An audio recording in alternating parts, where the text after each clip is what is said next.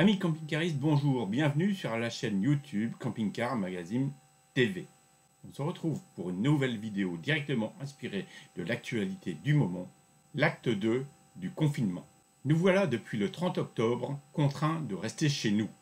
Impossible de sortir en camping-car.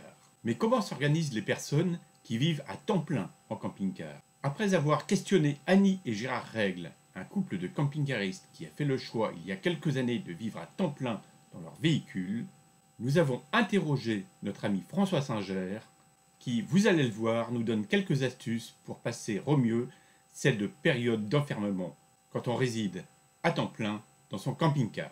Une façon de rester géoptimiste en cette période troublée. Bonjour François. Bonjour Jean-Michel. Alors nous voilà repartis pour un mois minimum de confinement. Oui, oui.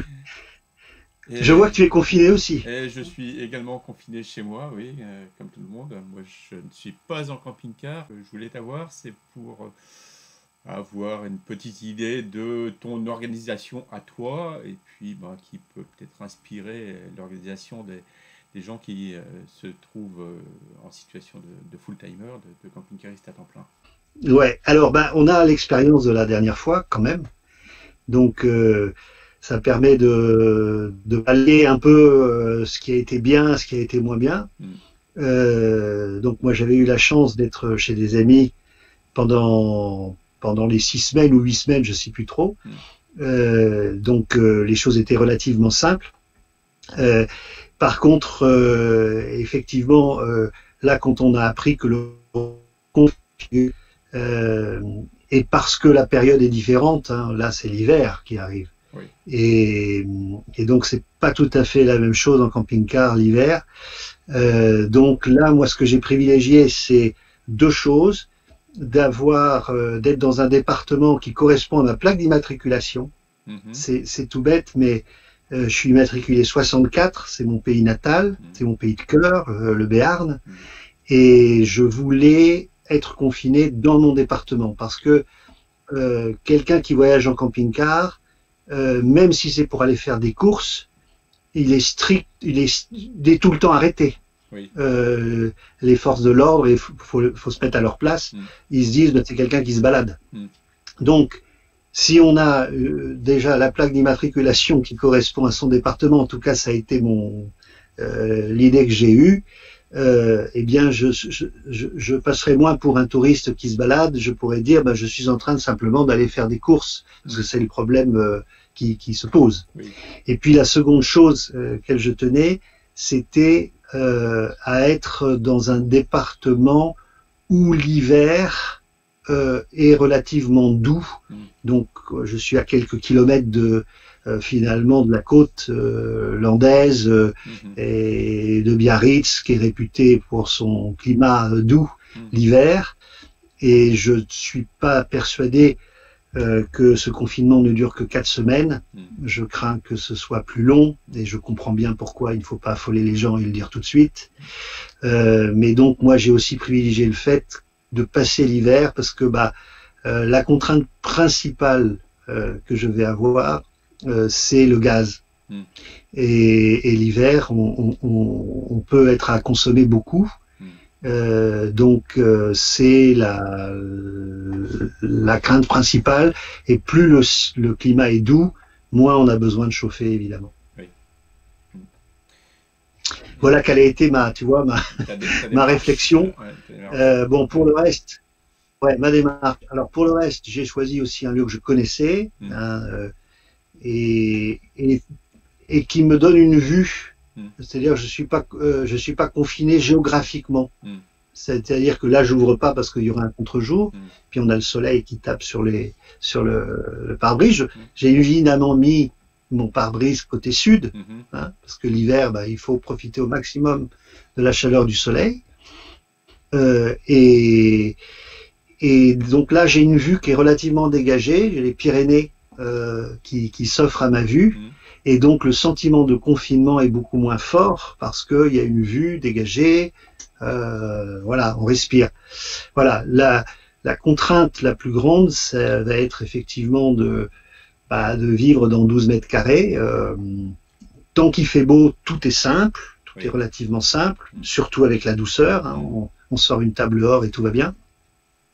Il est évident que s'il se met à pleuvoir, c'est beaucoup plus compliqué. On comprend. On comprend. Et sans dévoiler l'endroit précis où tu es sur une aire de service, tu es sur un camping, tu es sur un terrain privé, tu es...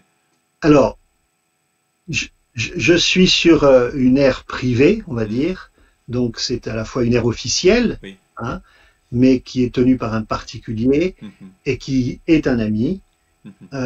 Et si jamais il devait être interdit d'ouvrir, ce qui pour l'instant n'est pas le cas, il peut être ouvert pour l'instant, eh bien, d'un commun accord, en tant qu'ami, je pourrais rester là. Voilà. On a anticipé ce cas de figure aussi avec lui. Actuellement, tu es seul sur l'aire ou il y a d'autres personnes dans ton cas? Alors, il y a 3 autres camping-cars. Actuellement. Mais je pense qu'il y aura plus de passage maintenant. C'est pas très simple à trouver comme endroit. Et puis je pense que ce sont des gens qui connaissaient aussi, qui étaient dans la région et qui connaissaient aussi ce lieu. D'accord. Très bien. Que je ne dis pas parce que bien sûr, voilà, comme il ne sait pas s'il va avoir le droit ou pas d'ouvrir. On comprend tout à fait. Il y a pas de... On ne va pas divulguer le lieu. Mais c'est vrai que si tu veux, le vent a tourné mardi soir, on a compris qu'on serait... Et j'ai roulé mercredi, jeudi, avec une obsession, arriver là-bas.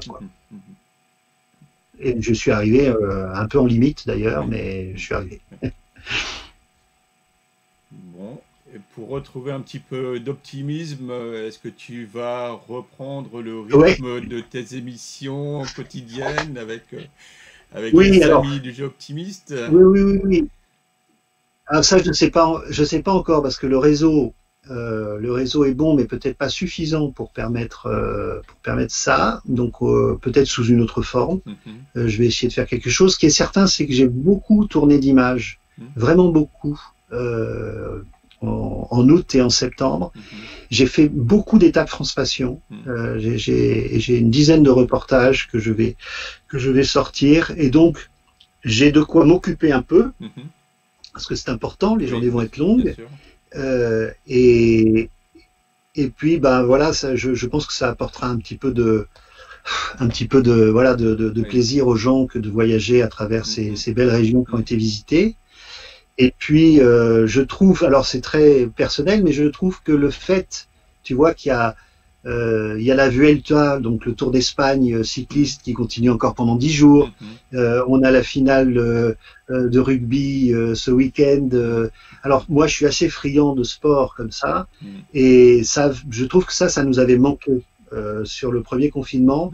Et là, pour l'instant, ça existe encore. Ça va nous occuper un peu. Voilà, les journées seront un peu moins longues. Bon. Voilà.